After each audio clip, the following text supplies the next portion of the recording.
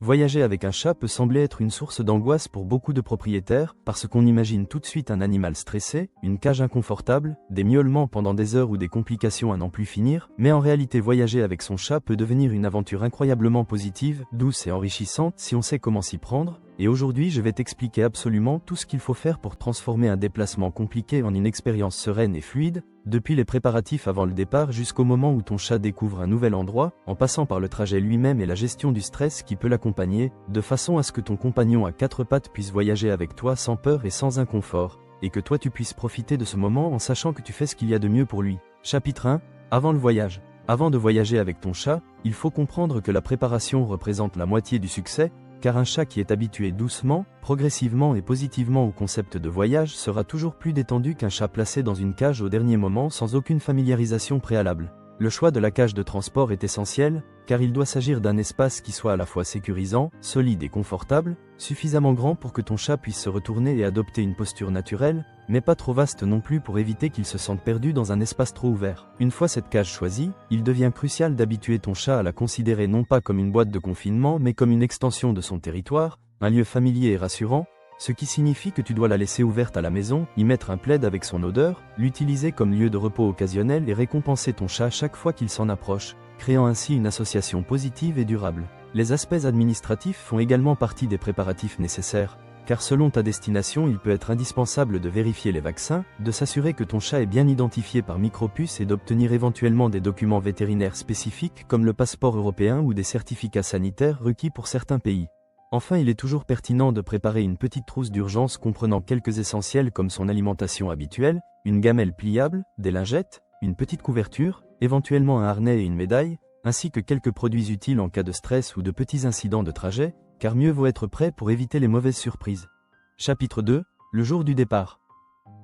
Le jour du départ est souvent le moment où tout peut basculer, car ton propre stress ou ta précipitation peut se transmettre à ton chat et influencer son comportement. C'est pourquoi il est préférable d'aborder cette journée avec calme et douceur, en évitant les gestes brusques et les changements soudains. L'un des aspects parfois négligés est la gestion du repas du chat, car il vaut mieux éviter de lui donner un grand repas juste avant le transport, pour réduire les risques de nausée ou de malaise, et préférer un petit encas léger ou rien du tout si le trajet est court, pour qu'il voyage l'estomac tranquille. Lorsque tu t'apprêtes à le faire entrer dans sa cage de transport, il est important de le rassurer mais sans trop en faire, car une surstimulation ou une avalanche de paroles peut au contraire augmenter son stress, alors qu'une attitude douce, posée et naturelle va lui transmettre un sentiment de sécurité. Une fois dans le véhicule, la position de la cage est extrêmement importante, elle doit être installée de façon stable, sans risque qu'elle tombe ou bouge brusquement, idéalement attachée avec une ceinture ou coincée entre des sièges pour éviter les mouvements inutiles.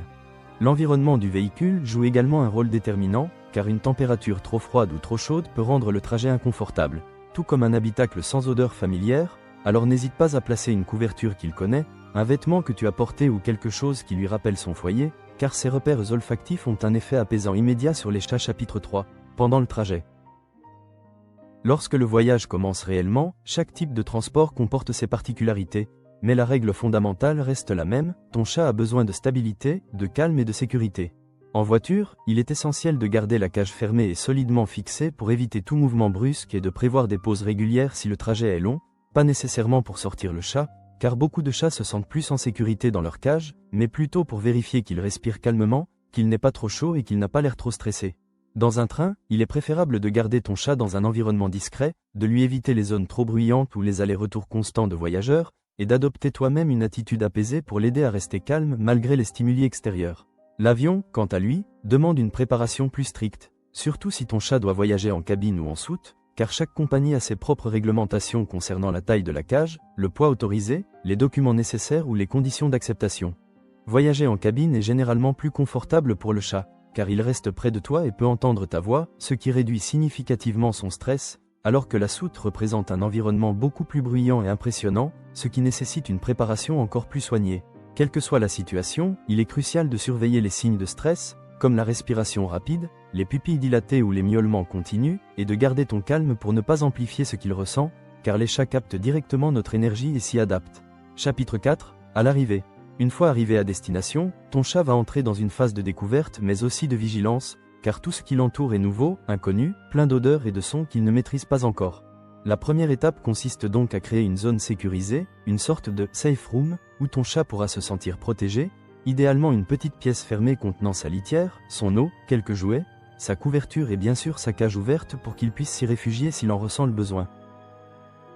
Cette pièce devient un point d'ancrage émotionnel qui va lui permettre de reprendre ses repères avant d'explorer progressivement le reste du lieu. Il est essentiel de ne pas le forcer à sortir ou à explorer, mais de le laisser avancer à son propre rythme, car la confiance vient naturellement lorsque le chat décide lui-même de découvrir son nouvel environnement. Une fois qu'il a pris ses marques dans la première pièce, il pourra s'aventurer un peu plus loin et tu pourras l'accompagner doucement dans cette exploration. Rétablir ses routines est également un élément clé pour le rassurer, car les chats adorent la prévisibilité et se sentent plus en sécurité lorsqu'ils retrouvent leurs habitudes, que ce soit les heures des repas, les moments de jeu ou les phases de repos dans un endroit calme, et une fois ces repères retrouvés, il pourra enfin profiter pleinement du voyage et apprécier ce nouvel espace avec sérénité. Voyager avec un chat n'est pas seulement possible, c'est une expérience qui peut devenir merveilleuse si l'on respecte les étapes et les besoins émotionnels de l'animal, et en préparant chaque moment du voyage avec douceur, patience et compréhension, tu peux transformer ce qui semblait être une source de stress en une aventure partagée, enrichissante et pleine de complicité.